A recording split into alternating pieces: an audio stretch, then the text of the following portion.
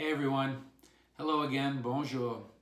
Thank you very much, merci beaucoup, for once again taking the time to tune in and listen to the answers to the questions that I've been getting directly from the members. This is number 3 in the Ask the CAC President series, my little attempt at trying to stay in touch with the membership as best I can and answer your questions directly as they are sent to me. So without any further ado, let's get straight into it. So the first question surrounds controllers who are coming to work versus people with non-control duties who aren't. Is there going to be a focus on compensation in the future for employees who are performing control duties that have been deemed essential and are required to go to work in the facilities, as opposed to the employees who are doing non-control duties who are at home? The answer to that question is no. There is not going to be any focus, at least on the union's part, about changing any levels of compensation. Our members who are doing the non-control jobs, who support us in so many ways and are so critical to this operation, are not going to be penalized because they have been sent home, in most cases, well beyond their control. Looking at changing the compensation, or I'm assuming the question, are we getting more compensation for the people who need to come to work right now? No, that is simply not a road that CAC is going to go down. We have spent a considerable amount of time eliminating the differences between control and non-control duties, and we are certainly not going to open that up again. Next question surrounds standby shifts and shift cycles. As we know, these were put into place to help employees stay safe and healthy. I know it's difficult between complexes and units to keep this equitable, but it's not even equitable within my own complex. That's a good point. We realize that it's not equitable in ACCs in some cases, and it's not equitable across the country. We have different units working different cycles. Within ACCs, we have specialties that may have cycles of standby shifts where they're not even required to come to work, versus other specialties who are working straight days on, days off. And it's all got to do with different staffing levels. When we put these cycles in and your RVPs negotiated them at the local level, we did so as best we could for the safety and health of the employees and to go to a crew system quickly and efficiently. We do realize that there are going to be some inequitabilities out there, but that's part and parcel of what we have done, and it is something that is pretty much unavoidable. Are we going to be able to absolutely equitably distribute all this stuff? No, we're not going to be able to do that. The thing I would ask members to do is just ask yourself one question. Are you better off today? Are you feeling safer with your cycle than you were before we went into this? Because I believe in all cases, the answer is yes. And we have to stop looking in each other's back pockets, for lack of a better word, and being jealous of what the person beside us may have because they got something a little bit better. We can't always keep this plane perfectly flat, but we are doing the best we can, and I believe everybody has gotten a benefit out of it. It's just unfortunate and maybe unfair to some people in their eyes that somebody got a little bit more. Talking a little bit about compensation. Can OFP and ATC premium easily be adjusted downward to reflect the reduced traffic counts, or is this something that needs to go through a lengthy classification process? Well, the process would not be lengthy. ATCP premium that you get, or ATC premium, is based on nothing more and nothing less than how many airplanes you move. If those amount of airplanes change, then that premium can be affected. Unfortunately, this pandemic has pushed traffic levels down to a level that was never, ever contemplated when this system was developed. But the reality is, yes, that does have the capacity to affect ATCP. You have to remember that these are 3-year rolling averages, so the downturn needs to be fairly significant for a fairly significant period of time before the ATCP would be affected. Unfortunately, that looks like a situation that we are definitely facing. The other thing to remember is that you are protected salary-wise for a period of at least 2 years after a downturn, and that does give you some ability to recover. If nothing changes and everything remains the way it is, this is going to be an issue for us. It's going to be something that we're going to have to sit down and have a talk with the company and see what we can do to negotiate a fair way to make sure that we are not all adversely affected by this unprecedented downturn. The next question surrounds schedules. NAV Canada and CACA have agreed to place most controllers on new schedules to mitigate the spread of COVID-19 and keep everybody safe. There are already plans to put us back on our old schedules in September.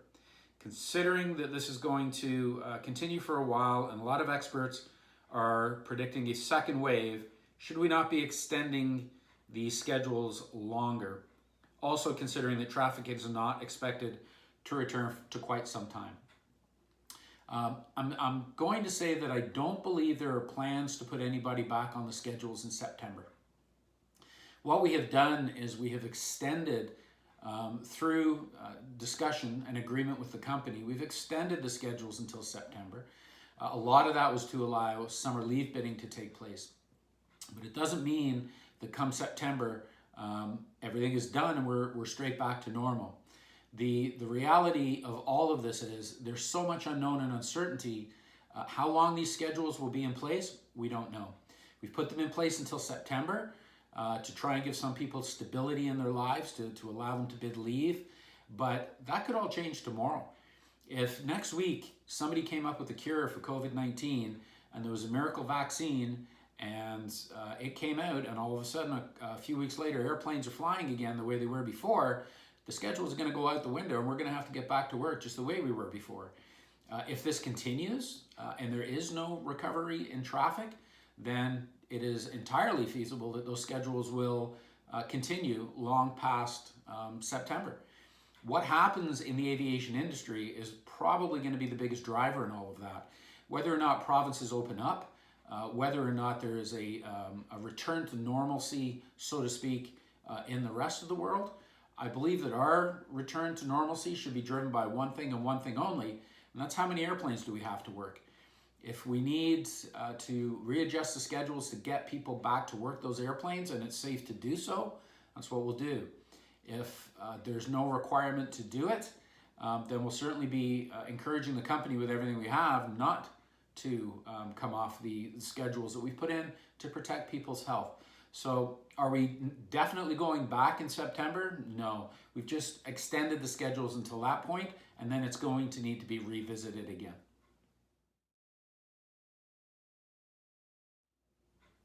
So as provinces begin to lift restrictions and are now allowing some degrees of return to normal, and businesses are starting to open again, NAV Canada is starting to reintroduce people into the workplace as well.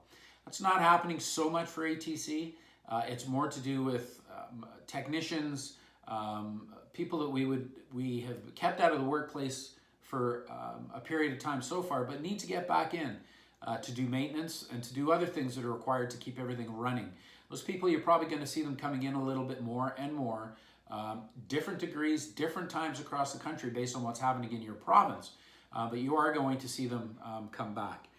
The question was, what is being done about a perceived attitude of do as I say, not as I do? And the example is that in some places, the controllers feel that non-essential people are being brought in, including management trainees and contractors, while at the same time, they're still trying to talk about limiting the amount of people in the building to lower the risk of COVID. The reality is the company has to get back to business at some point. And as provinces open up, that is exactly what they're going to do.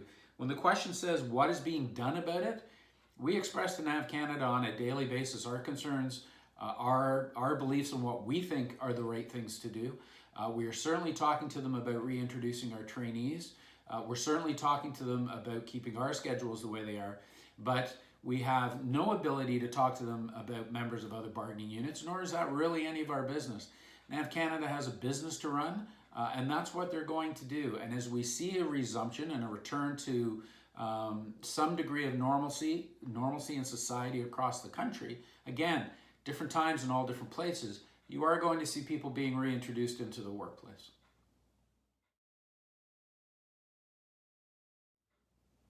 So this question has to do with seniority bids. Do you know if the bid is still going to go ahead this year for training opportunities next year? Has the company mentioned this to you in any of your talks? Yes, we have been talking to the company about the seniority bid. As you all know, it's due out in June.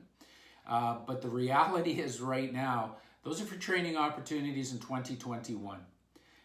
The trainees that were supposed to be training this year have been sent home. They have to be brought back. Those courses have to be rerun. The decision has not been made yet, but it is entirely feasible at this point in time that NAV Canada is not going to have any training opportunities available in 2021, and they may not run a national bid. The requirement to run a national bid is to make sure that those positions, those training opportunities are offered to our members before they go elsewhere. I'm not sure if NAV, what they're planning for the course loads next year. It's probably still a little early for them to figure that out, as we haven't even got a full-blown training resumption yet. And all that is still going to have to be discussed. But it is entirely feasible that they will come to us and say, we don't need a bid because we don't have training opportunities for next year. If those training opportunities materialized at a later date, and we would certainly keep our eye on it, then the bid, instead of being a national one-time bid, they would be done on an interim basis. NAV would have to run them for the seats that they have to provide us the opportunities for, and we may see a little bit of a change around the seniority bid to accomplish that. Lots of talk, lots of conversations still to be had on that subject. We'll let you know as soon as we figure some stuff out.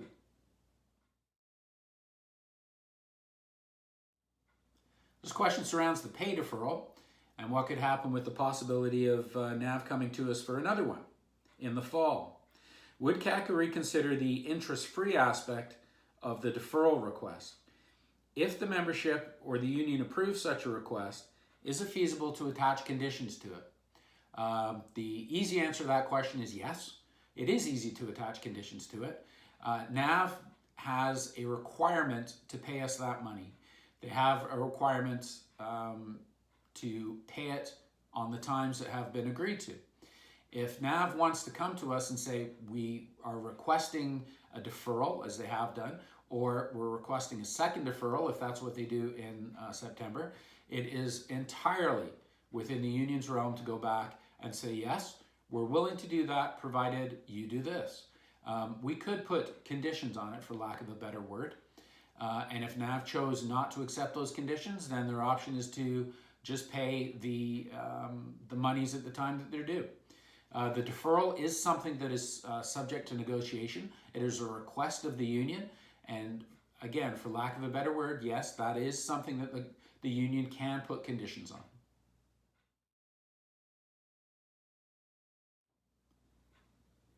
All right, let's try and tackle some fairly complex questions about the structure of NAV Canada and its finances and how it works.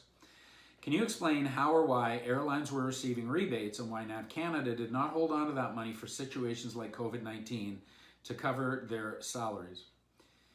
I understand that this is a not-for-profit company and they may not legally be allowed to hold on to certain amounts. What discussions with will the union have in the future to ensure that NAV Canada is able to write out falls in traffic and be able to cover operational salaries?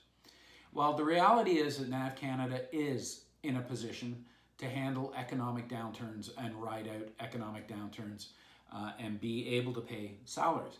They have a rate stabilization fund, and that's exactly what that fund is there for, and it's exactly what that fund is designed to do. After 9/11, NAV Canada had discussions with the government and the users about increasing the size of the rate stabilization fund, and that's to protect for catastrophes like 9/11. When those things took place, I don't think anybody ever anticipated having a downturn like we're experiencing now and having it last as long as it potentially will. This is, quite frankly, uncharted, unforeseen territory. Will it change the modeling of the company going forward? Yeah, it certainly has the potential to do so. But the reality is that there will have needed to have been hundreds, literally hundreds and hundreds of millions of dollars in that fund to weather what we're about to go through and what we are going through. That rate stabilization fund is what is keeping us afloat right now. And there are going to be other avenues that are explored to generate revenue. Quite frankly, the government would never approve for not a for-profit corporation a rate stabilization fund or any sort of rainy day fund, if that's what you want to call it, that would have been in the hundreds of millions of dollars, the users would never tolerate that. They wouldn't ever allow the company to hang on to that much money on a business model where we are only supposed to recuperate costs and money equal to what our operating expenses are. Again, it is a complex situation, but what we are dealing with today was not something that anybody could have seen coming. It may be the genesis of people looking at the way NAV Canada functions and perhaps the whole design of the model and what we're doing. I think we're going to come out of this just fine. I think the company is going to be able to raise the money that it needs to be able to raise. And I think this model will prove itself to be successful. Time will tell, and I certainly hope I'm right. So this question sort of leads itself a little bit again to finances. With the increasing likely scenario of a protracted downturn, has CACA expressed concerns that the company isn't acting quickly enough in reducing headcount of non-essential, non-operational employees, and therefore putting essential members at greater risk of layoff or pay action going forward? I guess the easy answer to that question is no, we have not expressed that concern. And there's a very, very good reason that we haven't. I don't believe, and I can't stress this enough, I've been saying it in all the videos, I don't believe our members are at risk. I believe we have a solid collective agreement. I think that we are in a position that we are essential. And if and when the time comes that the company has to look at restructuring and changing the size of its workforce, we may be affected a little bit. They're certainly trying to do that now through some of the early retirement incentives. But overall, we had a staffing crisis going into this. You know, it's a very simplistic way of looking at things. And yeah, do we have a few extra people around these days? Yes, we do. But when we come out of this, traffic levels are going to be lower. But you know as well as I do that it still takes the same amount of people to sit in front of radar screens and move 10 airplanes across the screen as it does to move 25. A lot of the times, those sectors still need to be open. We still need to provide those services. Those towers still need to be open. And we had a staffing problem going into this, and that may turn out to be a blessing in disguise for us. Had we been bursting at the seams and had staff all over the place, we could be in a much more serious situation in terms of talking about layoffs. The fact that we were in that situation is not a good thing. Nobody will ever, on the union side, say that low staffing turned out to be a good thing, because it's never a good thing. But it may turn out to be a little bit of a blessing in disguise, and I think that it's going to secure the future and the employment of each and every one of us in our group, and that is the reason that we are not having conversations of those sorts with NAV Canada. So here's a question of the, I guess, what you would call the ultimate doomsday scenario. Should the downturn continue to endure, is CCAA even a remote possibility for the company, or is it even possible as a paper exercise? So CCAA protection is what happens when a company goes into bankruptcy. Could NAV Canada go into bankruptcy? Yes, I suppose they could. Is it a paper possibility? Yeah, I suppose anything's a possibility on paper. Do I believe that there is a remote chance that that would happen? No, I don't. Time will tell, but no, I do not believe that. An air navigation system provider is something that is critical to the survival of the economy, to a country. Nobody's going to let it collapse. And you know, the bigger fear, what would happen to our pension? What would happen to our collective agreement? Could people flush that stuff out under CCAA protection? Technically, yes, I suppose they could. Do I have any fears of that? No, I don't. NAV is going to get through this. I know we are going to get through this.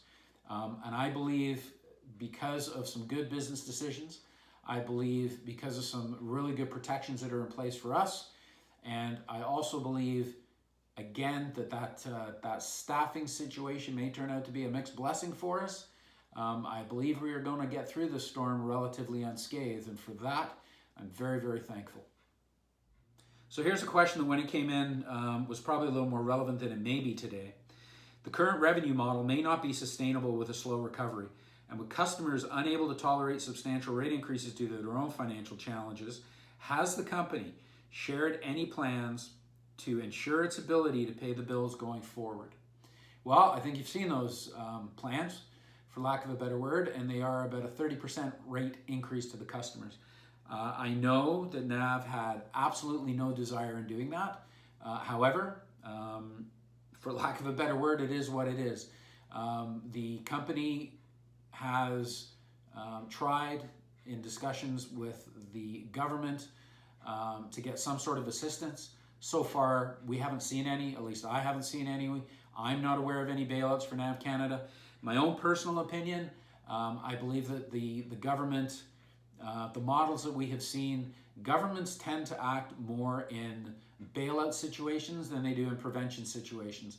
If this company was going bankrupt tomorrow and filing for bankruptcy, I'm sure you would see a different approach from the government, and you may see an aid package. The fact that we are weathering the storm, so to speak, we're just not seeing that assistance right now.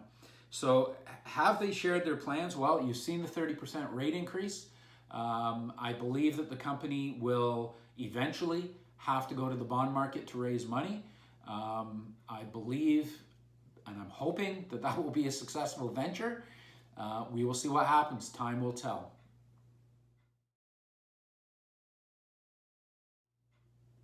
So here's a question about job security. Do controllers who no longer have a current license fall under the category of staff that NAV can terminate at any point? For example, controllers who've been unable to pass their quality assurance over the shoulders, and for those who may have lost a medical or may have been up temporarily in the school. No, those controllers do not fall into that category. The ones I was talking about in previous videos that may be or possibly could be vulnerable were unlicensed controllers.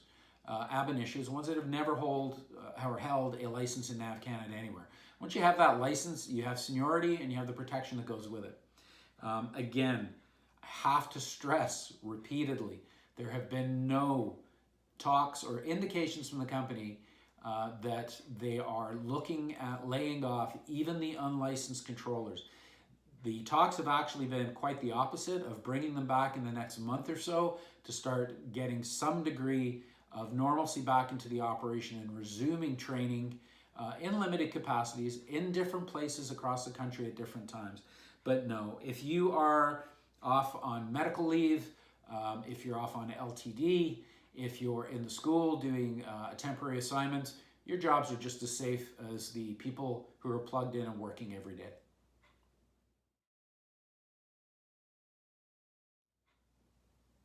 So the last thing I want to talk to you about is really an observation more than a question. And I've noticed this from talking to people in NAV Canada every day, talking to my team every day, talking to controllers. Heck, I've noticed it talking to the person in the grocery store that I see once every 2 weeks when I go out on my grocery run. And that is stress, and the effect that that stress is having on everybody's mental health. I can tell you that there are days where I sit in my office for 10 or 12 hours at my computer trying to keep up with everything that's going on right now. And I get frustrated. I feel isolated. And I get angry sometimes. And I know that this change in my working conditions is having an effect on me. I also know that changes in the working conditions of the people who are going to work, I'm worrying about, am I going to pick up COVID? Am I going to contract it in the ACC? Am I going to get it at the tower? Am I going to bring it home to my family? Am I going to get called in for my standby shift? There's been some pretty significant changes for all of us in our lives, and that's going to cause stress, and it's going to affect your mental health. One thing that NAV Canada excels at is the programs that it has. We have CISM. We have Light the Way. We have CEDAR if somebody turns to substance abuse problems to deal with stress. We've got a myriad of problems. I encourage you, if you are feeling down, if you just don't feel right, reach out to those people. You can find out who they are fairly easily. you can certainly contact your regional vice presidents, and they will put you in touch with somebody. And if you need to, call me, and I'll point you in the right direction and get you talking to some people. EAP is a great resource. You can get in touch with counselors that way too. Just know that the feelings of stress and the effect that it's going to have on everyone's mental health, we're all going to feel it. Just because the person sitting beside you looks like they're just fine, or I guess if they're sitting beside you, I hope they're 6 feet away, doesn't mean that they're struggling with their own issues too on everything that's going on. Don't be ashamed of it. Be aware of it. Be very aware of it. And if you feel that you need it, reach out to your peers. We've got some fantastic people that can help you. So that concludes another question and answer session. I did have obviously a lot more questions, but they were bulked in or lumped in with the ones that I covered. A lot of the questions are not surprisingly very similar.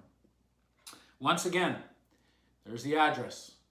AskTheCatCatPresident@gmail.com. We'll keep this going. The feedback has been excellent from the membership. I do enjoy doing it. It does give me some sense of contact with the outside world, and the subsequent conversations I have via email or text with members afterwards. It's good. I enjoy it. So again, thank you very much for everything that you're doing every day out there. Merci beaucoup. Keep up the great work. Couldn't be prouder of this union, its members, and what they're doing. Check out our Facebook page. If you've never been there, go check out the Canadian Air Traffic Control Association on Facebook. Some of you may be watching that video or this video through that link, others maybe through the BNF. Go and have a look at the Facebook page. There are some stories on there about members across the country raising funds and doing amazing things for long-term care centers and charities in their own backyards. And it's so heartwarming when the times are the darkest, our members shine the brightest. We are truly, truly stronger together. Until next time, again, thank you very, very much. Merci beaucoup. We'll see you again. Au revoir.